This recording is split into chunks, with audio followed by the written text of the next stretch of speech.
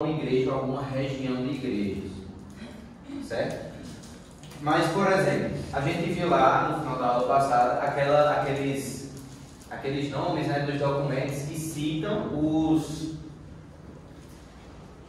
a lista de livros, né, inspirados. A gente viu eles, a gente viu quais são eles, né? Aí, por exemplo, a gente viu que tem uma lista lá que inclui Hebreus e tem outra lista que não inclui. Aí, o exemplo de Hebreus não é muito bom porque ele é um dos livros contestados, mas enfim. O fato de um livro, o que eu estou querendo dizer é o seguinte: o fato de um livro não ser citado, por exemplo, em alguma lista, em algum possível documento, não significa necessariamente que ele tenha sido contestado. A gente precisa lembrar sempre daquele contexto desse primeiro século aqui, que era a questão de o contato, o transporte era difícil, certo? Nessa época. Não é como é hoje. Então, por exemplo, pudesse ser que a igreja de Roma fizesse lá uma lista dos livros que ela tinha, dos documentos que ela reconhecia, e a igreja de Jerusalém fizesse a sua lista. Aí, às vezes a igreja de Jerusalém não citava um, mas o fato dela não citar não significa que aquele livro foi contestado, significa que possivelmente naquela época aquele livro possa não ter sido conhecido ainda da igreja de Jerusalém, certo? Então, contestado não significa, fulano de tal, nesse documento aqui não cita esse livro. Isso não significa necessariamente que ele foi contestado. Contestado significa que ele foi debatido, a sua canonicidade, a sua autoridade, a sua inspiração foi debatida em algum momento, certo? Não significa necessariamente que o fato dele não ter sido mencionado em algum documento significa que ele de fato foi contestado, certo? E aí, desses 27, 20 não foram contestados, sempre foram aceitos, que são desde Mateus, na nossa ordem, né? Desde Mateus até Filemon, e as primeiras cartas de Pedro e de João. Todos esses aqui que a gente mencionou, eles foram debatidos ou questionados em algum momento da história. E aí eles são classificados, né? Eles são inspirados, mas são classificados como esse segundo grupo, né? Eles foram contestados em algum determinado momento da história. E aí a gente tem Hebreus, Tiago, 2 Pedro, 2 e 3 João, Judas e Apocalipse. Hebreus. Por que Hebreus foi questionado? Certo? Por que teve esse debate? Ele foi questionado por causa da questão do anonimato. Não se sabia quem era o autor da carta aos Hebreus. Até hoje a gente não sabe. Inclusive, Augusto Nicodemos explica que ele foi aceito nas igrejas do Oriente, inicialmente, porque pensava-se e acreditava-se que ele era de autoria de Paulo. Esse foi o motivo principal, Augusto Nicodemos comenta. E aí no Ocidente, o Ocidente demorou mais a reconhecer isso por causa justamente dessa dúvida quanto à autoria do livro, certo? Ele foi questionado por causa dessa questão da autoria, e ele foi questionado também porque um grupo, uma seita da época, certo? A seita montanista, que tem uma visão bem, uma seita que tem uma visão bem ascética. Quem já estudou Colossenses sabe o que é isso, que é ascetismo. O que, João? Um ascetismo. Brincadeira. Mas está no capítulo 2 ou 3? Então vai ter. Enfim, os ascetas, eles pregavam aquele excessivo rigor da lei. Colossenses, Paulo vai combater eles quando ele diz dos grupos que faziam restrições de dias, de comidas, de horários, de essas coisas, né?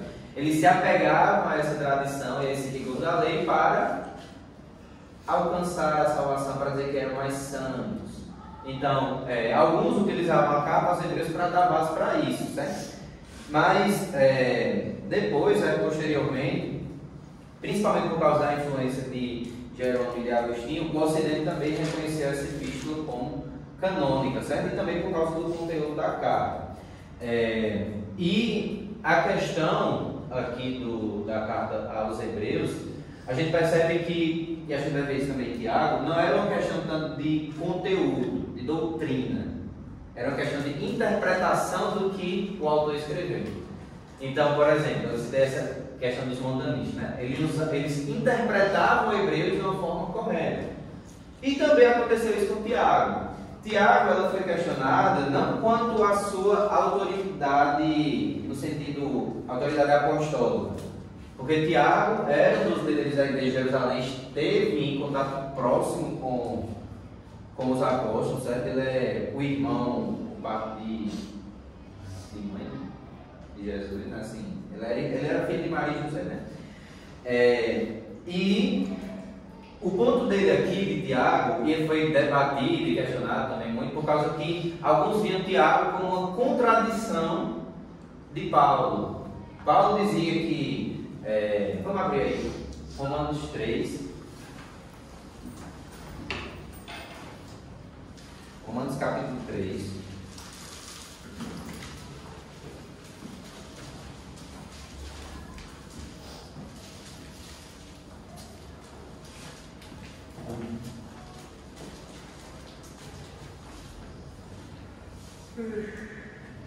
Aí eu vou pedir para Bia ler do 21 ao 24.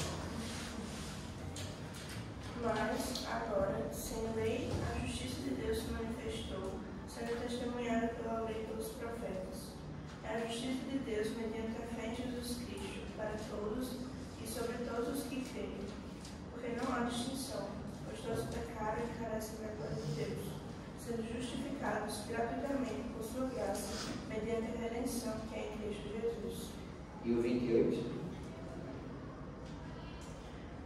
Concluímos, pois, que o ser humano é justificado pela fé, independentemente das obras da lei. Então, Paulo está falando aqui da doutrina da justificação pela fé, ele diz: o homem é justificado pelas obras de Deus, pela fé em Cristo Jesus, independentemente das obras da lei. Aí vamos abrir em Tiago, agora, Epístola de Tiago, no capítulo 2.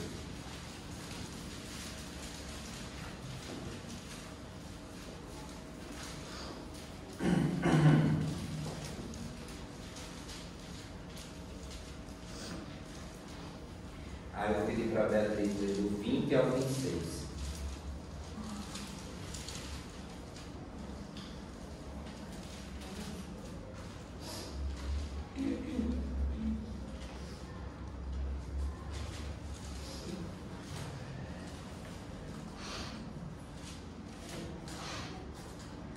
Seu tolo, você quer ter certeza de que a fé sem as obras é inútil? Por acaso não foi pelas obras que Abraão, nosso pai, foi justificado quando ofereceu o seu filho Isaque sobre o altar? Você percebe que a fé operava juntamente com as suas obras, e foi pelas obras que a fé se consumou. E se cumpriu a escritura que diz: Abraão creu em Deus, e isso lhe foi atribuído para a justiça, e ele foi chamado amigo de Deus. Assim, vocês percebem que uma pessoa é justificada pelas obras e não somente pela fé. De igual modo, será que não foi também pelas obras que a prostituta Raabe foi justificada quando acolheu os emissários e os fez partir por outro caminho? Porque, assim como o corpo sem espírito é morto, assim também a fé sem obras é morta. O que é que Tiago está dizendo?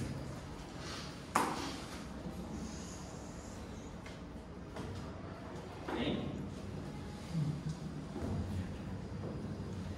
Duas coisas.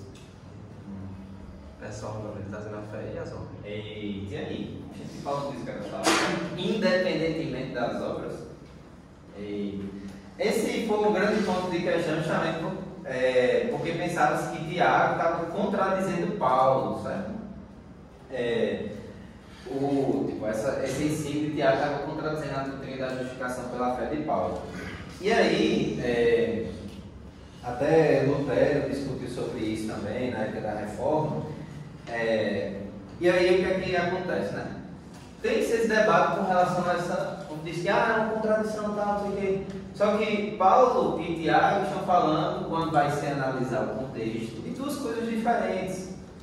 Paulo está falando da doutrina da justificação pela fé. Quando Paulo fala de justificação pela fé, ele está dizendo do fato, como o pastor pregou domingo, do homem ser declarado aos olhos de Deus, diante do tribunal de Deus, justo por meio da fé em Cristo Jesus. Quando ele crê em Cristo, ele é declarado justo. Só que Tiago, quando ele está escrevendo no capítulo 2 inteiro da carta, ele está falando da obediência, e obediência direcionada em um ponto específico, a questão do amor na igreja, para falta de divisões. E aí, Tiago está falando, inclusive se a gente voltar a alguns versos, ele vai dizer que aquele que diz que crê, ele diz que tem fé, mas ele não vive, ele não tem as obras, na verdade ele é mentiroso. Quando Tiago fala de obras, ele está falando de obras no sentido de obediência à lei, aos mandamentos de Deus. E ele está dizendo, se você diz que tem fé, mas as suas obras não são as obras que Deus ordenou, a sua fé que você professa é tão somente mentirosa. E aí ele dá o exemplo de Abraão, quando Abraão sacrifica Isaac no altar, que ele diz, Abraão creu em Deus. Só que a fé dele foi atestada pela obediência quando Deus pediu seu próprio filho. Então ele está dizendo, Abraão, a fé que justifica Abraão, que justificou Abraão e justifica todos os crentes, ela é evidenciada, ela é consumada, tem essa palavra aí, ela é confirmada pelas obras, pela obediência. E as obras que Paulo fala lá em Romanos 3 é principalmente aquilo que a lei requeria. E ele vai desenvolver isso muito na questão da circuncisão, certo? Dizendo que não tem que ser circunciso. Mas ele vai dizer, é justificado mediante a fé, independentemente dessas questões, dessas obras da lei. Certo? Então, é uma questão de interpretação, não é uma questão de doutrinar. Tiago não contradisse Paulo. Hebreus não ensinou que a salvação é conquistada por um rigor ascético. Eram interpretações que as pessoas davam a ele por causa de gerar esse debate sobre a canonicidade. Mas aí, observa-se que eram de fato livros inspirados, era apenas uma questão de interpretação. Você tem que colocar logo obras de circuncisão e do outro obra de obediência. Pelo menos não tinha esse. Está dizendo que a inspiração não foi. Eu só estou dando uma opinião. Mas se não aceitar, tudo bem. Mas o contexto ali da carta. O contexto ali da carta, deixa eu falar. Só para dizer, se tivesse sido eu no lugar de Paulo. Eita, das grandes. Esse Tiago aí. Seria mais direto, não? Seria mais didático do que Paulo. Pelo menos não tinha briga aí. Misericórdia. Aí, o terceiro livro aqui é 2 Pedro. E 2 Pedro, ela foi muito questionada por causa da questão da genuinidade. Em que sentido? Na veracidade da carta. O conteúdo que Pedro trata, a questão dos falsos mestres, a gente falou nessa aula passada, é muito semelhante com o de Judas, certo? Só que quando os estudiosos vão para a parte da história da igreja, eles veem que, eles dizem, né, que o conteúdo de, a heresia que Pedro e Judas combatem, ela é um pouco mais para frente do que a própria morte de Pedro. Aí eles usam isso para questionar se de fato foi Pedro quem escreveu essa carta, certo? E por causa disso, teve essa questão de essa hesitação, esse debate sobre 2 Pedro. Quando compara 2 Pedro com 1, são cartas de conteúdo bem diferente, certo? E aí teve esse debate ao longo da história. Alguns vão atribuir que a questão de diferença de escrita é por causa que Pedro provavelmente teve uma amanuense diferente, que era a pessoa que escrevia, né? Pedro meio que ditava a carta e uma pessoa escrevia, né? A gente vê isso nas cartas de Paulo, alguns também falam que isso era um caso comum dos apóstolos, certo? Só que, então, dentro dessas acusações, quais são as provas a favor da canonicidade de Pedro, certo? Os documentos históricos, eles mostram e datam os documentos de 2 Pedro de antes de 80 depois de Cristo, o que é uma coisa boa. Por quê? Um dos principais pontos é que a heresia só vai surgir mais para frente. E aí o fato dela ser datada antes de 80 significa o quê? De fato, essa heresia ainda não estava plena, em vigor. Certo? Não estava, como por exemplo, na época já de Apocalipse, quando João escreve lá no final do primeiro século.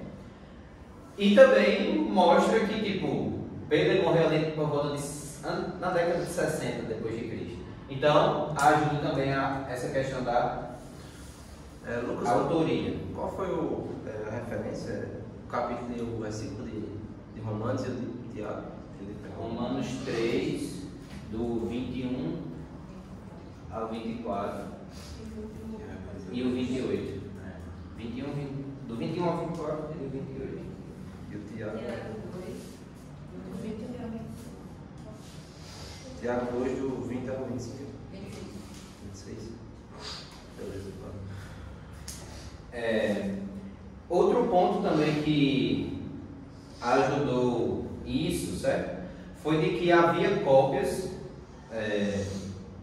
já ali em volta, lá no Egito, de que já no século III, e tipo, como o Egito era mais distante, e já no início do século III já tinha muitas cópias em vigor, alguns comentaristas dizem que isso ajuda na parte da canonicidade, vai dizer que a igreja de fato reconhecia aquele documento, aquela epístola como autoritário, certo?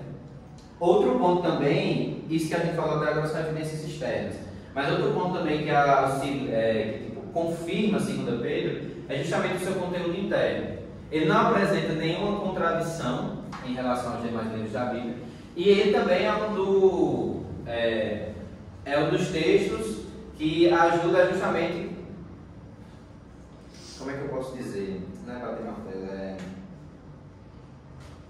confirmar, eu acho que essa é a melhor palavra que vem na minha mente agora, confirmar a questão da autoridade da inspiração também dos livros do Novo Testamento. Porque em 2 Pedro que ele vai dizer que tanto os profetas como os apóstolos, eles falaram da parte de Deus sendo movidos pelo Espírito Santo. Ele também vai falar de que os escritos de Paulo são deturpados, assim como as demais escrituras do Antigo Testamento também eram. Então, é nessa carta também que nós temos essas evidências internas, certo? E quanto à questão da semelhança com 1 Pedro, embora o conteúdo e o objetivo da carta sejam de fato diferentes, isso não é uma questão de que tipo, vá contra a canonicidade. Porque, por exemplo, se a gente pegar a carta de Paulo aos Gálatas e pegar a carta de Paulo aos Colossenses ou a Timóteo, são cartas com conteúdo e objetivo diferentes, mas são ambas inspiradas e reconhecidas como inspiradas e ambas do mesmo autor. Então, o fato do conteúdo e das palavras, a forma de usar as palavras seja diferente, isso não mostra que de fato isso não veio de Pedro, certo? Temos diferenças também na própria carta de Paulo, e nem por isso eles são questionados, certo? 2º e 3º João foram questionados somente por causa da sua natureza.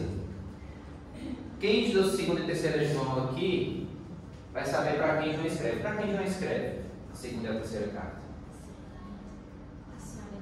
A senhora eleita. Alguns vão dizer que é uma senhora da igreja, né, meu irmão? Outros vão dizer que é a própria igreja, né? E aí vamos usar essa questão desse destinatário limitado, desse público limitado, e pelo fato de que João não se apresenta como João, ele se apresenta como presbítero, né? Em algumas traduções, ou ancião em outros, como um fato de que não, essas cartas não são inspiradas. Mas a gente tem que analisar novamente o contexto, relembrar a questão da perseguição, que todo mundo estava perto de João, e aí, eita, João vai escrever lá uma carta com o nome dele e tal.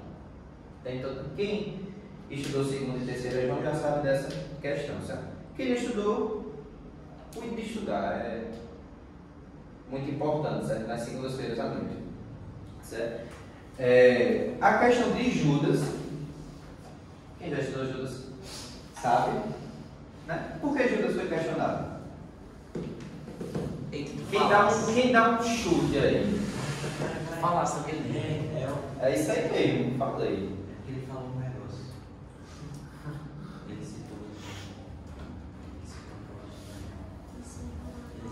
E aí, por que vocês imaginam que Judas foi questionado? Porque por conta daquele negócio que tu falou lá. É, aquele negócio mesmo, aquele negócio. Mas você já sabe. Não, mas explica aí, pode ser que tem alguém que faltou a Me levando. Ah. E quem fez Judas? Emily fez Judas. Cita um livro apócrifo que começa com ele. Isso, exatamente. Ele cita lá o livro de Enoque, né? Macabeus. Não. O livro de Enoque. Alguns dizem que ele cita a ascensão de Moisés, né? E dizem, não, ele cita um livro que não foi inspirado, então ele não pode ser inspirado. Teve esse debate aí, certo? Só que um ponto que ajudou a pôr o ponto final desse debate foi um comentário que um dos pais da igreja, foi Tertuliano, ele escreveu sobre a carta de Judas. Ele diz assim, que o fato de Judas ter citado o livro de Enoque não significa que ele aprova ou que tudo que está no livro de Enoque é verdadeiro, mas que aquela parte que ele cita, que ele utiliza para seu propósito, sim. E ele cita, e Tertuliano cita então as citações de Paulo, por exemplo, alguns poetas pagãos, em Atos 17, Tito, capítulo 1, que a gente já vê essa questão, certo? Então, isso é Tertuliano, mas Irineu também reconheceu a canonicidade e a autoridade da carta de Judas, certo? E assim como tinha os manuscritos de 2 Pedro lá no Egito, também tinha de Judas, certo? Muitos difundidos já no início do século XIII. Então, Judas, ele também era... Então, o fato de Judas citar o livro apócrifo não significa que o livro não é inspirado, certo? Ele apenas utilizou um elemento, um trecho de verdade que está naquele livro, um trecho de verdade que está ali, para o seu propósito de combater os falsos mestres do seu tempo, tá certo? E a influência de Judas, o reconhecimento de sua autoridade é tanta que ele foi reconhecido naquele documento a doutrina dos 12, que é o Didaquê. A gente vai falar dele mais para frente, certo? Mas teve essa questão de Judas aí justamente por causa dessa menção dele, né? E por fim, Apocalipse, que foi discutido por causa da sua autenticidade. Novamente uma questão de interpretação. Como assim? Todo mundo aqui sabe que Apocalipse capítulo 20 vai tratar daquela questão do... Apocalipse capítulo 20 vai tratar de quê?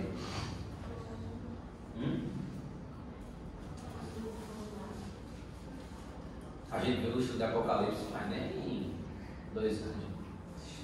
Aí você não lembra. Eu não lembro que eu almocei sexta-feira. Não, o pastor não chegou ainda não. Eita, que bicho é ensaboado. Tem um argumento pra tudo. O que é que tem no capítulo 20? Que tem um debate também. A volta de Jesus, sim. Aí o debate é em torno de quê? Tem um nomezinho? Eu não sei o nome. É um tempo. Tempo, Apocalipse 20, debate. Milênio, isso. Tem esse debate do milênio, certo? E aí, essa questão de pegar a coisa da escritura para deturpar e usar como heresia, isso não é só uma desgraça dos nossos dias, não, certo? Isso também esteve presente. E aí usar essa questão de Apocalipse, né?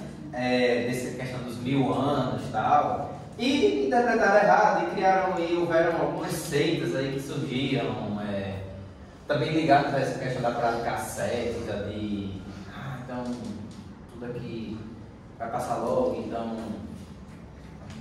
tem que, como é o nome?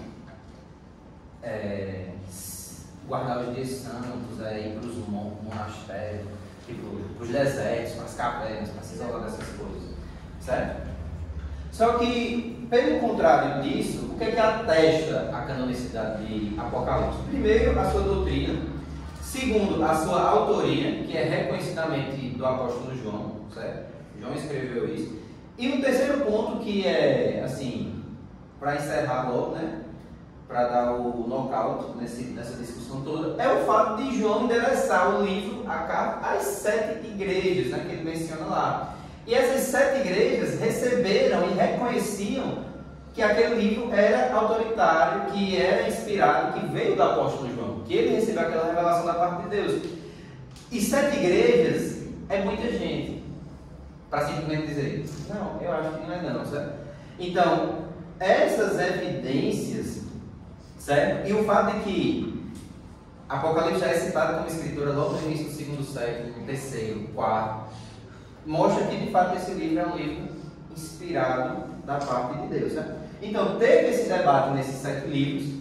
A gente vê que alguns é uma questão puramente de interpretação, como Hebreus, Tiago e Apocalipse.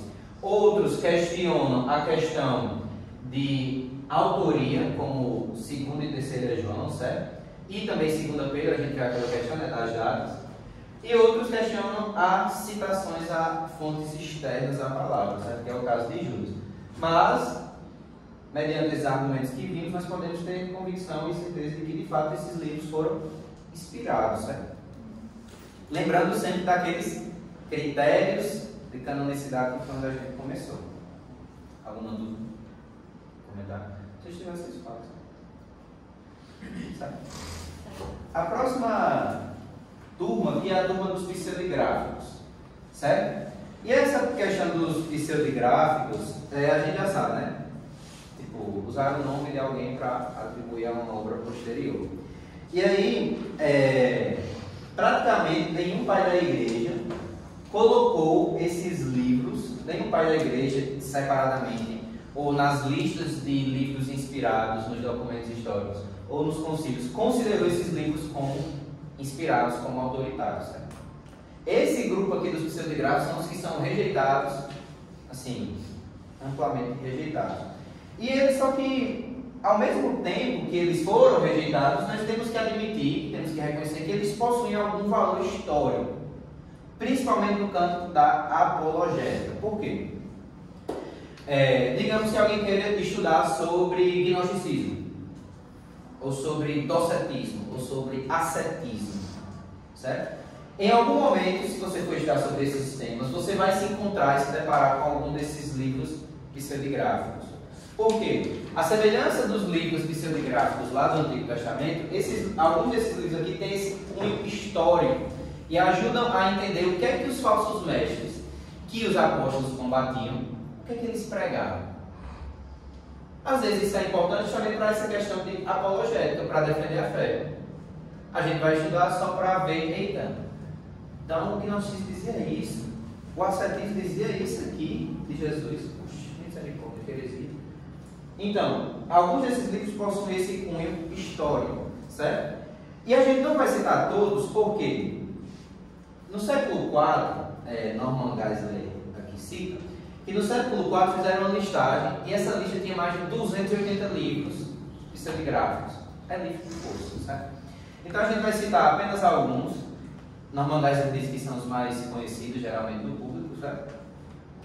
E aí a gente tem alguns grupos. Por exemplo, no grupo dos evangelhos, a gente tem, dentro desses grupos aqui, os que dizem Evangelho de Tomé, Ebionitas, Pedro, Proto-Evangelho de Tiago, Evangelho dos Hebreus, Evangelho dos Egípcios, Evangelho de Judas, Evangelho de Filipe. Esse Judas aqui é Judas Iscariotes, sabe? E aí, o que é que acontece, né? Por que esses livros foram rejeitados? Tomé, Pedro, Judas, Filipe não eram apóstolos? Filipe. Eu estou na dúvida se esse Filipe era apóstolo ou o diabo. Não sei.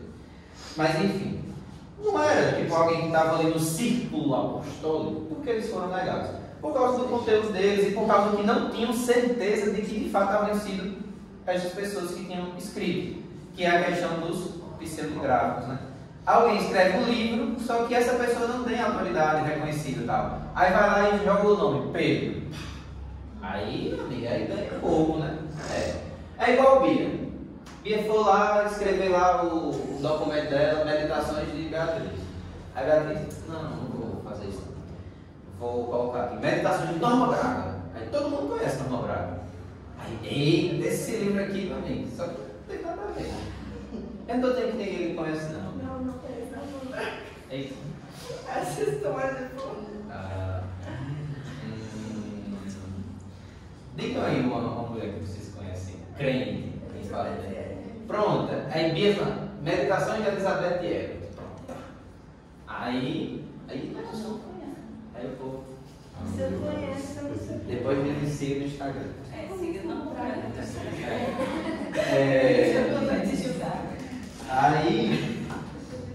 Aí, tipo, ninguém conhecia isso. Poxa, como é que ninguém conhece que tem um evangelho de Pedro? Não conhecia. Por quê? Porque provavelmente não foi de Pedro. Foi alguém que fez. Deu uma de João sem braço aqui, né? E colocou lá. Aí, e fora que tinha também o conteúdo. Por exemplo, no Evangelho de Pedro, era um documento puramente gnóstico que negava a verdadeira humanidade de Cristo. Que dizia que quando Cristo estava lá na cruz, ele não sofreu, ele não padeceu, ele não sentiu dor, porque ele não era verdadeiramente humano como nós. Documento gnóstico. Evangelho de Tomé, a mesma coisa, conteúdo gnóstico que dizia que falava, inventava histórias da infância de Jesus. Dizia, não, Jesus quando era criança lá, aí ele jogava bola, juntava, ele tem um relato que ele juntou as águas assim e espalhou elas. É bem ficção. Evangelho dos Ebionitas e Hebreus são grupos de judeus, certo? Os hebreus citam dos Ebionitas e vice-versa, que eram tipo, eles negavam a divindade de Cristo, dizendo que Cristo ele foi adotado por Deus no seu batismo. Então, quando Cristo vai lá no Rio Jordão ser batizado por João, que Deus diz: "Este é meu filho amado em quem me comprazo", aí eles dizem nesses evangelhos aí que foi ali que Deus adotou Jesus. Foi ali que Jesus se tornou filho de Deus, mas que antes ele não era. São as heresias que tem ali, certo? A questão aqui do proto-evangelho de Tiago, que vai contar muitas heresias sobre Maria, dizendo que ela teve um nascimento miraculoso, com apenas 6 meses de gestação, que ela andava já com 7 dias de vida, dizendo que ela teve a questão da virgindade perpétua, né? Os católicos não aceitam como inspirado desse livro, certo? Mas as doutrinas são bem parecidas. Na parte de Atos dos Apóstolos vai ter Atos de João, Atos de Paulo, Pedro, André e Tomé, certo? Que, só citando alguns. De epístolas, a gente vai ter a principal delas, que vai ser citada, a gente vai ver ela na parte dos Apócrifos, é a epístola aos Laodicenses. E na parte de Apocalipse vai ter esse Apocalipse de Pedro e de Paulo, certo? Que vão surgir ali. Mas que foram rejeitados por causa justamente da sua, principalmente por causa da sua autoria. Ninguém conhecia esses livros como sendo apostólico. E também por causa do seu conteúdo, né? Da sua doutrina, né? Que era heresia, né? E aí a gente chega no grupo, os apócrifos. Na maior parte deles não foram recebidos como canônicos, certo? E a maioria foi usada de forma errada, como pelas seitas, pelas heresias lá. Certo? E foram até citados por alguns escritores ortodoxos dos primeiros séculos. Certo? E aqui, dentro dos apócrifos, quando a gente diz assim, foram usados hereticamente pelas seitas, isso faz menção a alguns dos livros, só que nem todos. Alguns desses livros aqui que a gente vai ver, e por isso que eles estão no grupo dos apócrifos, eles foram reconhecidos, como é que eu posso dizer? Localmente. Das fontes aqui, eu acho que é Norman Geisler, ele vai dizer que eles tinham essa questão de canonicidade local. Como assim? Às vezes algum presbítero, algum pastor, algum dos pais da igreja, que vieram depois dos apóstolos, eles escreviam algumas igrejas, logo ali no primeiro século, final do primeiro e início do segundo século. E aí, para essas igrejas, elas tinham em autoestima esses documentos, porque eram documentos de verdadeiros homens de Deus.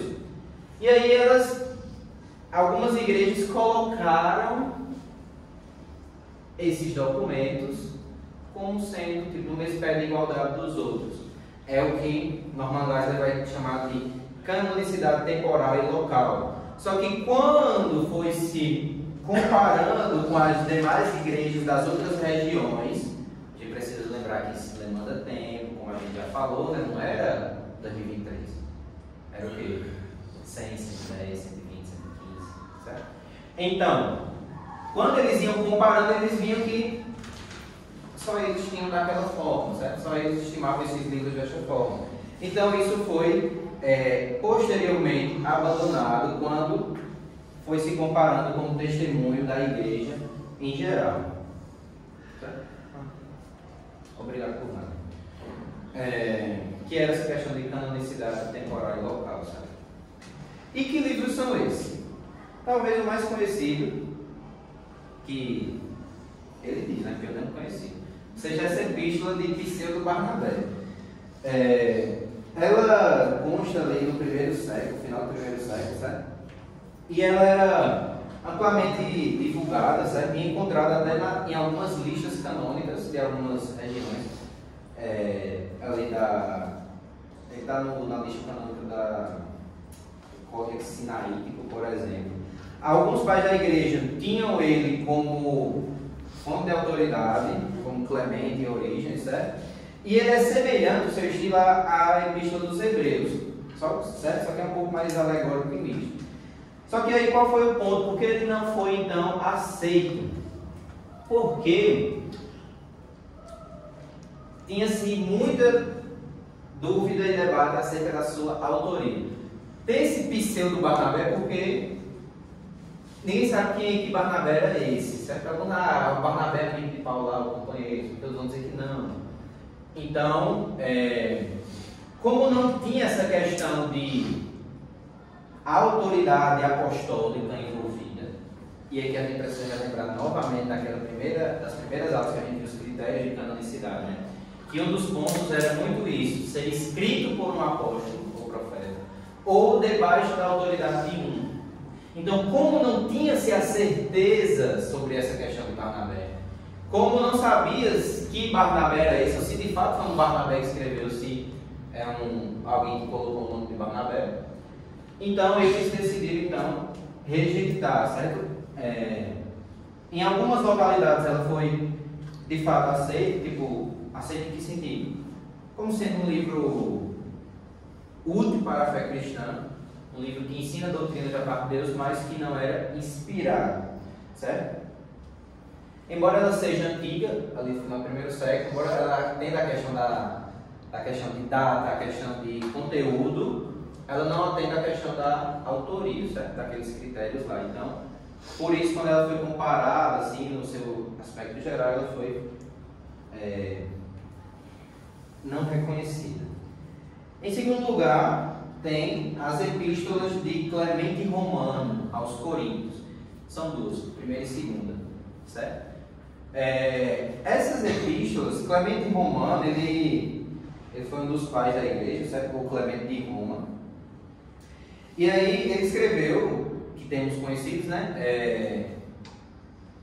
Duas epístolas, né? Duas cartas, né? E por que eles foram debatidos, ou alguns consideram ele como inspiração? Porque ele foi um dos principais pais da igreja ali nos primeiros séculos, porque ele escreveu a uma das igrejas que tem na Bíblia, né, a igreja de Corinto, porque ele não apresenta nenhuma heresia em seus ensinos, certo? E porque estes documentos foram muito bem vistos e eram referenciados nos primeiros séculos. Eu já li essa primeira carta aos Coríntios dele, e de fato é sublime assim, o que ele escreve. Só que nem ele atesta para si a questão de autoridade. Ele cita em algumas vezes, ele diz, como dizem as Escrituras, ele cita a carta de Paulo aos Coríntios, ele cita outros textos do Novo Testamento como escritura, ou seja, ele não avoga para si, ele não como é que é o nome? Ele não... Me ajudem aí. Quando alguém diz algo de si, tipo, ele não atesta não, ele chama, não sei, mas tipo, ele não chama para si essa questão de inspiração, de autoridade, certo? Embora seja um livro que de fato ele tem um conteúdo correto, uma doutrina certa, e que podemos ler sim essa questão, certo? A gente só não pode tratar ele como escritura. É tipo as Confissões de Agostinho. Não é um livro espetacular? Ele não tem doutrinas certas ali, né? Ele ensina corretamente. Só que a gente diz que ele é escritura por causa disso? Não. É a mesma coisa que de Clemente de Roma, sabe? Um outro livro é esse aqui, O Pastor de Hermas, certo? E este, segundo Norman Geisler, mas eu também não conhecia, é o mais popular de todos os livros não canônicos do Novo Testamento, certo? Ele é encontrado em vários documentos, até algumas versões latinas da Bíblia incluem esse livro, certo? Algumas versões aí da Vulgata, né, tem esse livro aí. Só que como Eusébio de Cesareia, os principais historiadores da igreja, nos primeiros séculos, diz, ele era lido publicamente nas igrejas e ele era considerado como um livro muito útil e necessário para aqueles que precisavam de uma instrução elementar, como, por exemplo, o pessoal do discipulado, está aqui na sala da frente. Então, Eusébio disse que ele era tido muito como um livro assim, para ensinar os primeiros na fé. E alguns comparam ele muito com a questão do peregrino, lá de John Donne, certo? O teor do livro. Só que, novamente, cai naquela questão de apostolicidade, de data, de antiguidade. Por quê? Embora seja um livro, sim, que tem um conteúdo doutrinário correto e tem ensinamentos morais e éticos cristãos, isso não significa que ele é autoritário, autorizado, ele não significa que ele é inspirado. Alguns comparam ele até com outro apócrifo do Antigo Testamento, que é o livro de Eclesiastes, que tem alguns ensinos éticos, alguns ensinos devocionais, mas que não é inspirado, certo? Por causa disso, certo? Não veio da parte de Deus, no sentido de que não foi inspirado como escritura por causa disso. A gente tem o Didaquê. Alguém aqui já ouviu falar desse Didaquê?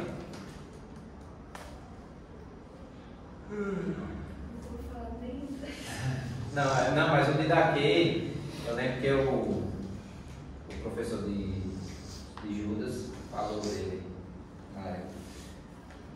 O professor de Judas foi neto, sabe? Aí ele citou dessa questão do Didaquê. E alguns Nicodemos também cita ele no seu comentário. Que era um documento que era como o ensino dos 12 apóstolos, certo? Ele era muito apreciado pela igreja primitiva, certo? Ele chegou até a ser citado como escrito sagrado, no sentido de que escritos verdadeiramente que todo cristão deveria ler.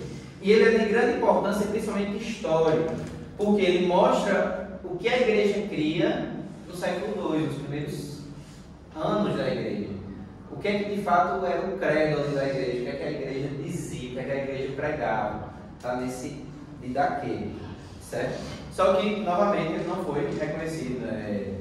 Ele tinha o ensino dos 12, mas ele não tinha vindo nenhum da parte dos 12, nem debaixo da autoridade nenhum dos 12. Ele foi um compêndio de ensinos ali dos apóstolos. E aí depois tem o Apocalipse de Pedro, Atos de Paulo e Tecla, né? Tecla não, certo? Eu também pensei essa piadinha, ninguém ri da piada. Que piada ruim. Tecla. Que não.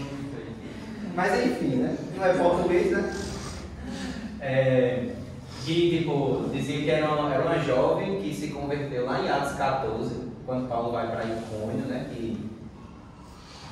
O que acontece quando Paulo vai para Icônio? Lá em Atos 14.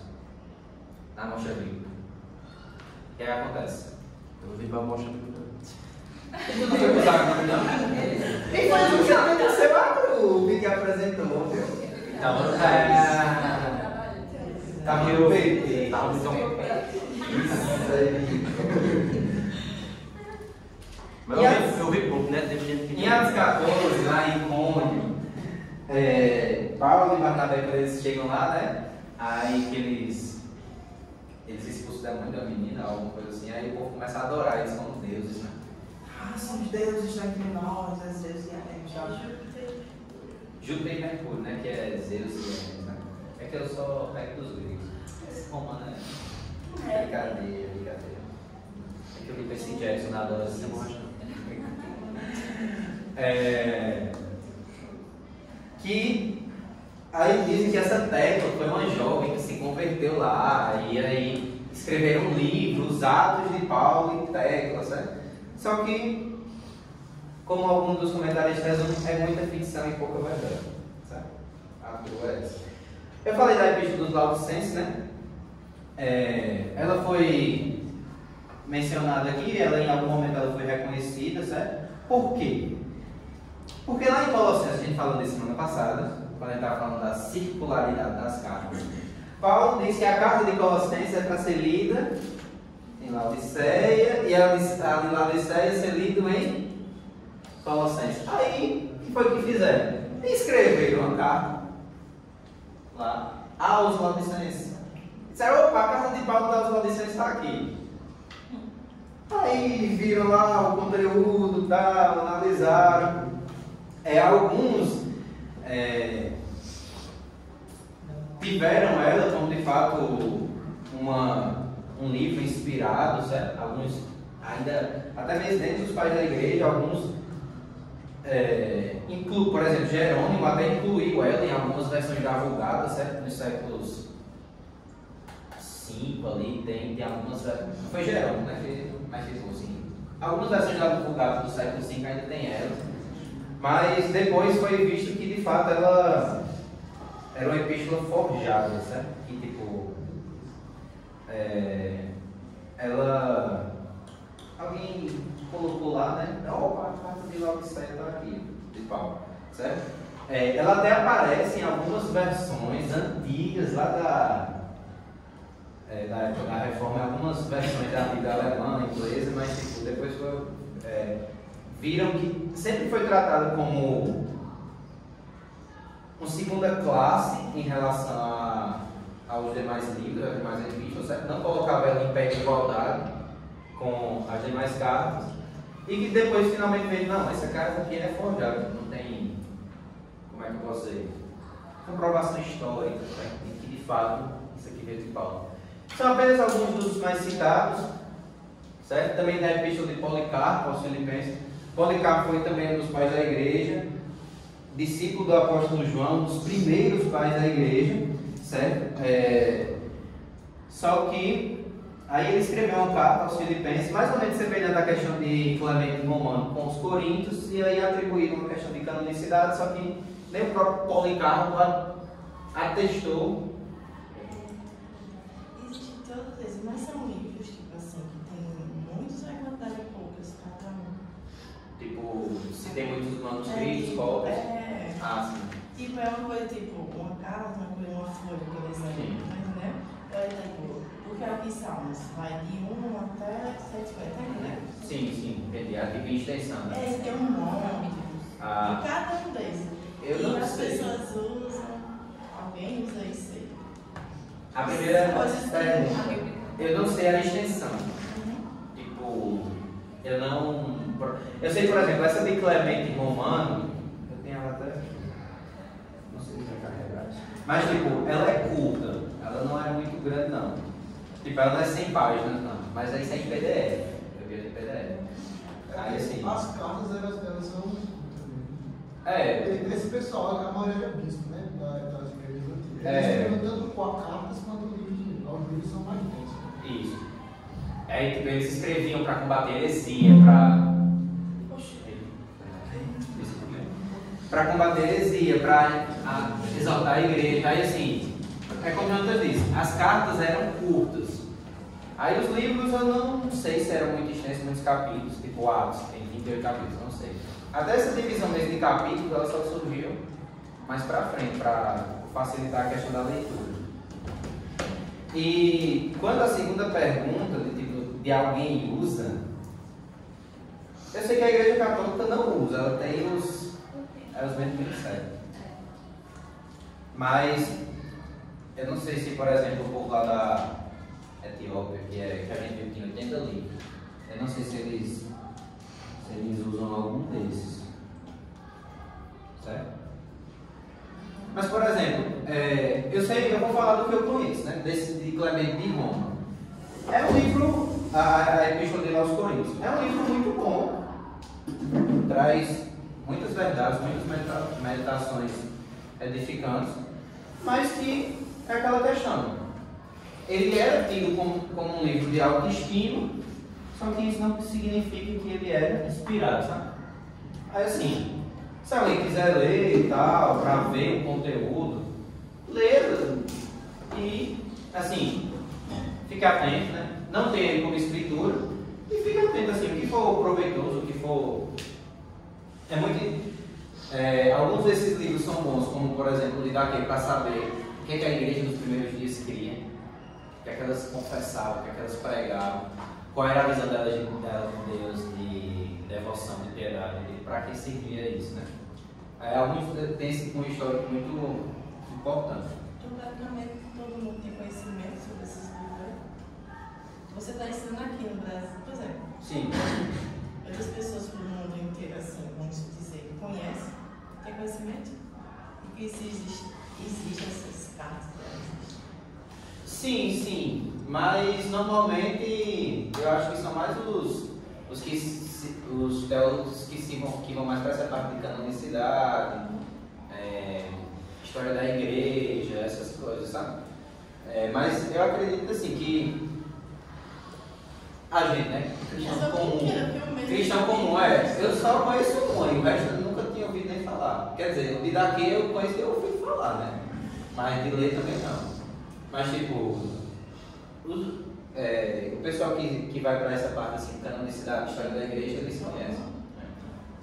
Certo?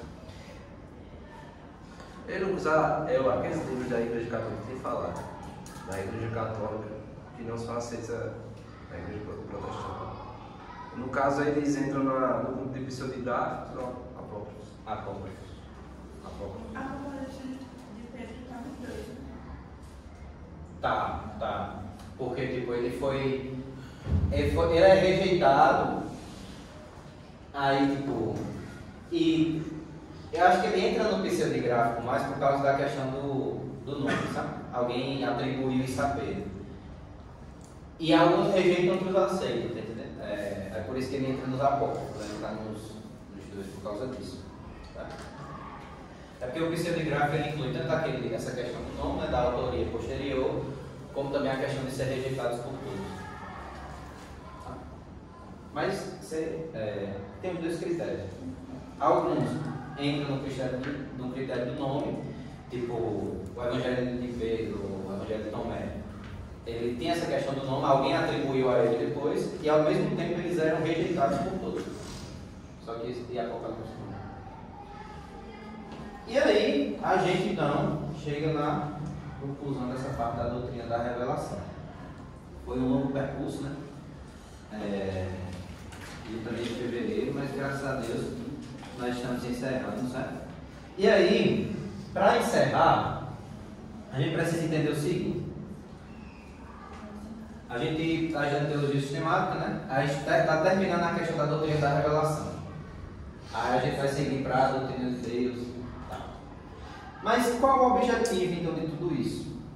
Qual o objetivo da doutrina da revelação? Qual o objetivo da gente conhecer a palavra no sentido de conhecer as bases da nossa fé? Bavinck, que é um dos autores de teologia sistemática, ele diz que o objetivo da revelação é o próprio Deus. Aí eu vou passar para cá.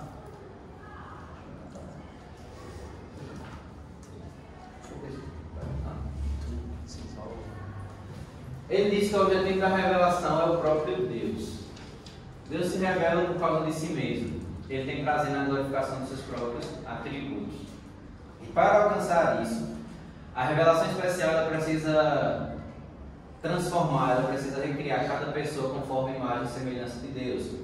E com isso, transformar essa pessoa em um espelho dos atributos e perfeições de Deus. Portanto, o objetivo da revelação, o objetivo de estudar a palavra, não é somente didático, não é somente ensinar, não é somente abrir o intelecto, iluminar, não é uma questão de racionalismo, nem de moralismo, ou seja, não é somente incentivar a prática da virtude, nem somente produzir sensações religiosas. Ou seja, o objetivo da gente estar estudando teologia sistemática, estudar a doutrina da revelação, estudar a revelação, não é para que, eu vou saber o que eu faço e o que eu não faço. Ou, não, é para que eu seja uma pessoa mais culta, ou mais esclarecida, mais iluminada, ou apenas desenvolver meu pensamento e meu raciocínio lógico, argumentativo, tal, essas coisas. Não. O objetivo é sermos redimidos em nossa totalidade, com todas as nossas capacidades e poderes, nós servirmos a Deus. Esse é o objetivo. O ponto principal é esse. O ponto principal é a glória de Deus. Não é tipo, conhecer. Não é conhecer, conhecimento pelo conhecimento. Não é, eu ser moralmente uma pessoa boa, tal, vou fazer boas obras. O objetivo é sermos redimidos. E é servirmos a Deus com todo o nosso ser. E o propósito não é apenas essa divulgação de informações, como tipo, vocês poderiam ler tudo isso aqui, pegando aquele livro ali, Introdução Bíblica, pegando outros livros, um livro de teologia sistemática, vocês poderiam ler tudo isso. Só que o objetivo não é esse. O objetivo é a redenção. O objetivo da revelação, da palavra, é justamente nos redimir. O conhecimento de Deus é racional e ele é intelectual, sim. E é por isso que a gente está aqui. Porque a gente precisa saber da nossa fé, a gente precisa conhecer a nossa fé, a gente precisa saber o que é que a gente crê. Porém, ele é, acima de tudo, pessoal. O propósito disso é que a gente tenha um relacionamento pessoal com Deus. E para cumprir isso, Deus se revelou na pessoa do seu Filho Jesus. Então, não percam isso de mente. Quando vocês estiverem fazendo os trabalhos, ou quando estiverem estudando nos trabalhos, ou quando estiverem nas aulas, ou quando estiverem estudando em casa, não percam isso de vista. O objetivo não é conhecer por conhecer. Semana passada eu vi um vídeo de John Piper que ele diz que você pode ler teologia 10 horas por dia, durante 40 anos, e mesmo assim você não ser crente, você não conhecer Deus.